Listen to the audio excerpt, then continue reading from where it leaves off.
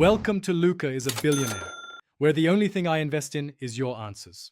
You start by connecting the controller and confirming logic sees it. This is crucial so controls reach logic. Once connected, open Preferences and check the Midi inputs list. Enable your device if needed. Next, create a software instrument track and select an instrument that will respond to CCs or notes. This first setup step makes sure messages have a destination. If the controller has modes, set it to Mackie or Midi mode, as required so mapping behaves predictably. You now map controls.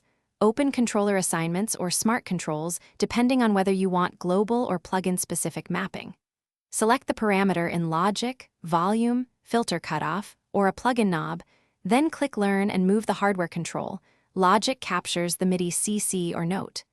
Make sure to set sensible ranges and invert behavior if the physical movement feels backward.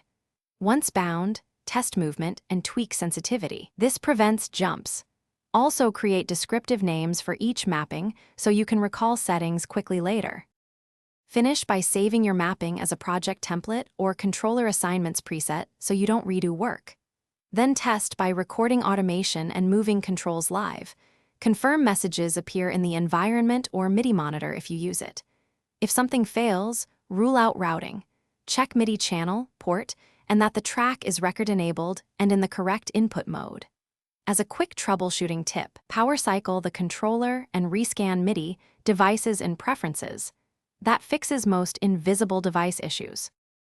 Thanks for watching and please subscribe. It's the best investment you'll ever make.